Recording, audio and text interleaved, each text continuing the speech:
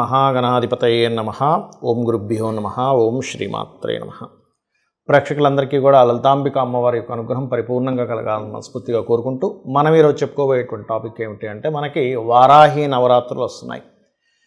వారాహి నవరాత్రుల్లో ఏ రాశి వారు, ఏ లగ్నం వారు, ముఖ్యంగా లగ్నం నుంచి తీసుకోండి, ఏ లగ్నం వారు అమ్మవారిని ఏ రకంగా పూజిస్తే అమ్మవారి యొక్క అనుగ్రహం కలగడం ద్వారా ఎటువంటి ఫలితాలు కలుగుతాయి.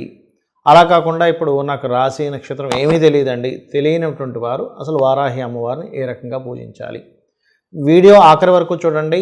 అసలు వారాహి అమ్మవారిని పూజించడం వల్ల కలిగేటువంటి ఫలితాలు ఏమిటి, అసలు పూజించవచ్చా పూజించకూడదా, ఏ సమయంలో పూజించాలి, ఏ సమస్య ఉన్నటువంటి వారు ఏ రకమైనటువంటి నైవేద్యం పెట్టాలనేటువంటి విషయాలన్నీ కూడా నేను మీకు చెప్తాను. ధనుర్లగ్నము, ధనస్సు రాశి.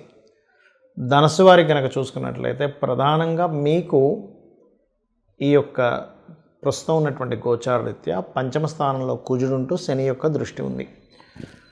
సో పంచమ స్థానం అనేటువంటి సంతానాన్ని, స్నేహితుల్ని, క్రియేటివ్ ఫీల్డ్స్ని, ఇటువంటి వాటిని సూచిస్తుంటుంది. అదే పంచమాధిపతి కుజుడు 12వ అధిపతి కూడా అయ్యాడు. అంటే ఏమిటి, విదేశాలకు వెళ్ళేటువంటి విషయంలోని, ఇన్వెస్ట్మెంట్స్ చేసేటువంటి విషయంలోని శని దృష్టి ఉండడం వల్ల కొంత ఇబ్బంది కలుగుతుంటుంది. ఎప్పుడైనా ఈ శని కుజులు పరస్పరము వీక్షణ చేసుకునేటప్పుడు వరాహి అమ్మవారి యొక్క నవరాత్రులు వచ్చినప్పుడు ఈ నవరాత్రులు కనుక చేసినట్లయితే వాటి ప్రభావం తగ్గడం ద్వారా మీకు ఎటువంటి ఇబ్బంది కలగకుండా మీ యొక్క జీవితం సాఫీగా సాగుతుంది. అయితే మీరు ఎలా చేయాలి చూసుకున్నట్లయితే, అమ్మవారి యొక్క పటం పెట్టుకొని చక్కగా అమ్మవారికి అలంకరణ, పుష్పాలతో అలంకరణ చేసి ప్రత్యేకంగా కుంకుమతో పూజించండి.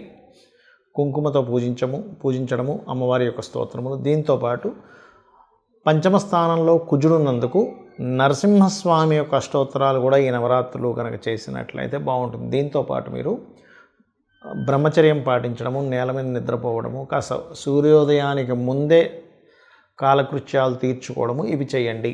దీంతోపాటు మీరు స్వామివారికి, అంటే అమ్మవారికి కానీ స్వామివారికి కానీ నివేదించవలసినటువంటి పదార్థం ఏమిటి అంటే, కందులతో చేసినటువంటి, కందిపప్పుతో చేసినటువంటిది, కందులతో చేసినటువంటి పదార్థాన్ని నివేదించండి. ఎర్రటి పుష్పాలతో పూజ చేయండి. ఎర్రటి వస్త్రం ధరించండి. అదేవిధంగా మరొక విషయం ఏంటంటే, గోవులకి బీట్రూట్స్ కానీ, అంటే కట్ చేసిన బీట్రూట్స్ కానీ, క్యారెట్స్ కానీ, బెల్లము, ఈ 3 పదార్థాలు పూజ అయిపోయిన తదనంతరం ఉదయం పూట కానీ సాయంత్రం పూట కానీ, ముఖ్యంగా ఉదయం పూట పెడితే మంచిది. ఎందుకంటే చాలామంది సాయంత్రం పూట గోవుకు పెడతారు, గోశాలకు వెళ్ళి తినదు కోసారు. ఎందుకంటే ఉదయం నుంచి అందరూ చాలామంది భక్తులు అక్కడికి వచ్చి గోవులకి ఏదో తినిపిస్తూ ఉంటారు, కడుపు నిండిపోయి ఉంటుంది, తీసుకోదు. అక్కడేం సంశయం వస్తుందంటే, అయ్యో నేను పెట్టినటువంటిది గోవు తినలేదు, ఇదేమైనా నెగిటివ్ ఎఫెక్టా అనుకుంటూ ఉంటాం. అంటే అక్కడ మనం అర్థం చేసుకోం. ఉదయం అనుకోండి, రాత్రి నుంచి ఏమీ తినకుండా ఉంటుంది కాబట్టి కాస్త వెంటనే మీరు ఇచ్చినటువంటి పదార్థాన్ని గోవు తింటుంది కూడా. ఈ రకంగా గోవుకు తినిపించండి. అయితే గోవుకు తినిపించేటప్పుడు కూడా వరాహి అష్టోత్తరాలు చదువుకోవడం కానీ, లేనట్లయితే ఓం శ్రీమాత్రే నమః అని నామస్మరణ కానీ, లేనట్లయితే ఓం లక్ష్మీ నరసింహస్వామి నమః. ఎందుకంటే ఇక్కడ పంచమ స్థానం ఎప్పుడైతే మీకు యాక్టివ్ అయిందో పాజిటివ్గా ఎప్పుడు యాక్టివ్ అవుతుంది అంటే, మీరు మంత్రము దేవతా సంబంధించి చేస్తున్నారు, దేవతా సంబంధించిన మంత్రంతో మీరు రెమెడీ చేస్తున్నారు, అప్పుడు 6వ స్థానం అనేటువంటి తగ్గుతుంది. దీనివల్ల ఏమవుతుంది, వివాహ సంబంధించిన విషయంలో గొడవలు ఉన్నా, స్నేహితులతో ఉన్నా, లేనట్లయితే ఏదైనా షేర్ మార్కెట్లో రాజకీయ సంబంధించిన విషయాల్లో గొడవలు ఉన్నా, ఇటువంటివి ఏ ఇబ్బంది ఉన్నా సరే, లేదా విదేశాలకు వెళ్ళాల్సింది ఏదో కొన్ని కారణాల వల్ల ఆగిపోతున్నా, ఎందుకంటే 12వ అధిపతి అయ్యాడు కుజుడు, అక్కడ పంచమంలో ఉంటూ శని చేత చూడబడుతున్నాడు, ఈ దోషాలన్నీ కూడా తగ్గుతాయి. దీంతోపాటు శని వక్రించి 2వ స్థానాన్ని చూస్తున్నందుకు శని 2వ స్థాన వీక్షణ వల్ల ధన సంబంధించిన ఇబ్బంది కూడా తగ్గుతుంది, రుణ సంబంధించిన ఇబ్బంది కూడా తగ్గుతుంది. చాలామందికి సంశయం ఏంటంటే, ఇంట్లో పటం పెట్టుకోవచ్చా వారాహి అమ్మవారిది? దీనికి మీకు ఒక విషయం చెప్తాను. వారాహి అమ్మవారు సప్తమాతృకలలో ఒకరు, సప్తమాతృకలను మనకు ఉంటారు. అదేవిధంగా మనకి వరాహి అమ్మవారు ఎవరైతే ఉన్నారో అది ఎవరికి సంబంధించింది అంటే, వరాహస్వామి యొక్క శక్తి అనమాట వారాహి అంటే. ఎవరి జన్మజాతకంలో అయినా కుజుడు స్థితి బాగాలేదనుకోండి, అంటే మార్స్ బాగా పాడైపోయాడు, అప్పుడు ఏమవుతుంది, యాక్సిడెంట్స్ అవ్వడము, భూ సంబంధించిన వివాదాలు ఉండడము, లేదా అన్నదమ్ములతో గొడవలు ఉండడము, లేనట్లయితే శక్తిహీనతగా ఉండడము, లేదా బీపీ లెవెల్స్ బాగా పెరగడము, మరియు మీకు చిన్న చిన్న విషయాలకి గొడవలు అయిపోవడం ఇంట్లో, ప్రతిదీ కూడా కష్టతరంగా సాగుతూ ఉంది. చాలామంది అంటుంటారు చూసారా, అబ్బా నా లైఫ్ ఏంటోనండి ప్రతిదీ కష్టంగానే ఉంది, చిన్నప్పటి నుంచి కూడా ఏదీ నాకు సునాయాసంగా దక్కలేదు అంటూ ఉంటారు. అంటే దాని అర్థం ఏమిటి? మీకు మీ జన్మజాతకంలో కుజుడి యొక్క స్థితి పాడైపోయింది. వీటన్నిటినీ కూడా ఈ యొక్క ఇబ్బందుల నుంచి ఫస్ట్ తొలగిస్తుంది అమ్మవారు. ఒకటే గుర్తుపెట్టుకోండి, అమ్మవారి ఫోటో ఇంట్లో పెట్టుకోవాలా వద్దా అనేటువంటి సంశయం మొట్టమొదటిగా తీసేయండి. ఎందుకంటే మనలోనే సమస్త దేవతలు ఉంటారు. మనలో కంప్లీట్గా ఈశ్వరుడు దగ్గర నుంచి విష్ణువు దగ్గర నుంచి అమ్మవారి యొక్క ఏవైతే అవతారాలను అన్నీ కూడా మనలో ఉంటాయి. అన్ని శక్తులు మనలో ఉంటాయి. బ్రహ్మాండము పిండాండం అంటారు.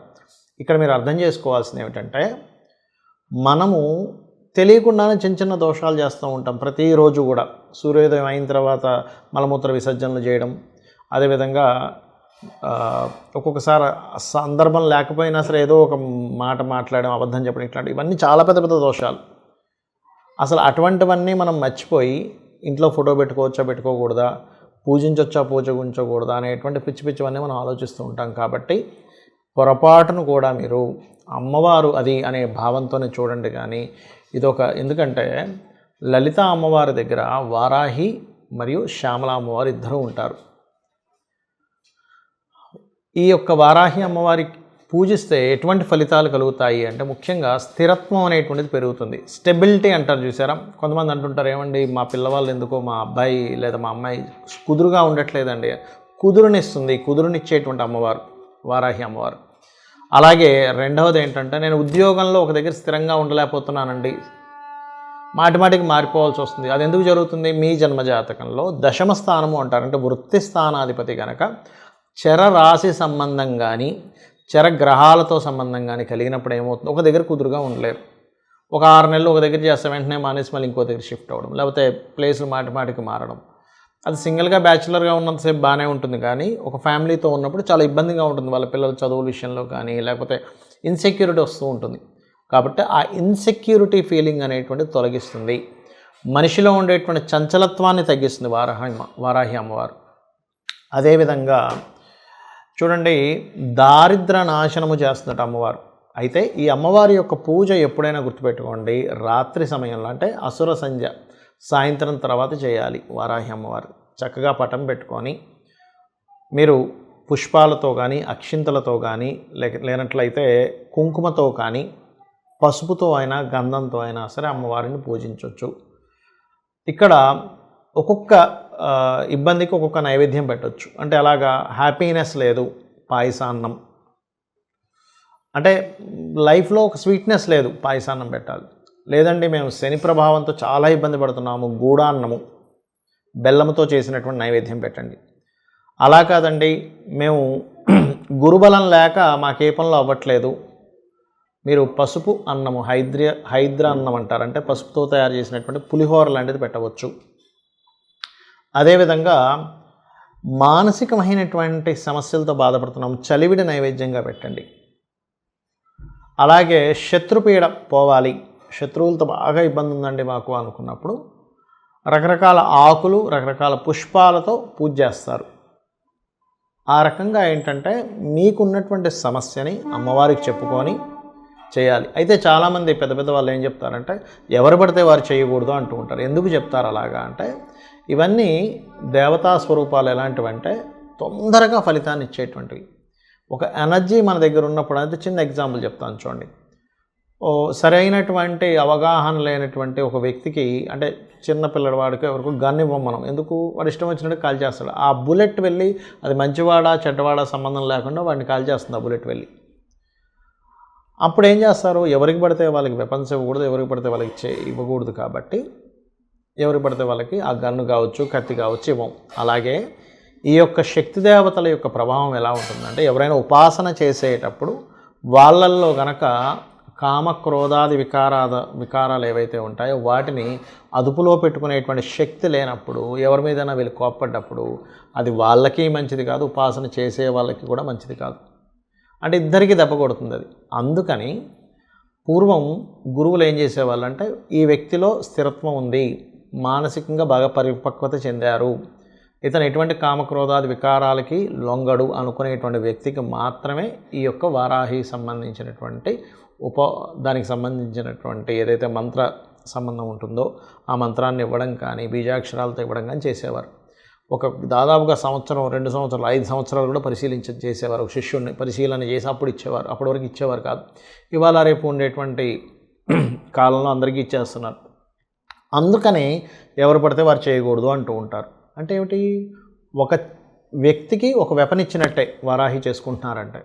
మీరు ఏదో అనవసరమైనటువంటి కోపాలతో, ద్వేషాలతో ఇంకోళ్ళ మీద చేసినప్పుడు అది వాళ్ళకి మంచిది కాదు, చేసే వాళ్ళకి మంచిది కాదు. కాబట్టి ఒకటే గుర్తుపెట్టండి, వారాహి చేయాలి అని అనుకున్నప్పుడు మీరు విశ్వంలో భగవంతుణ్ణి పూజించడం తప్పితే మరొకటి లేదు. అనవసరమైన కామములు, అనవసరమైన క్రోధములు, అనవసరమైనటువంటి విద్వేషాలకి నేను గురవ్వకూడదు. ఇలా ఉన్నట్లయితే నేను చేసేటువంటి ఉపాసన ఏదైతే ఉందో వారాహి ఉపాసన నాతో పాటు వంశానికి కూడా ఇబ్బంది ఇస్తుంది. కాబట్టి నేను ఇటువంటి వేటికి నేను గురి అవ్వకుండా ప్రశాంతంగా నేను అమ్మవారి సాధన చేయడం కోసమే నా యొక్క జీవితాన్ని ఉంది అనేటువంటి భావనతో వరాహి చేయండి.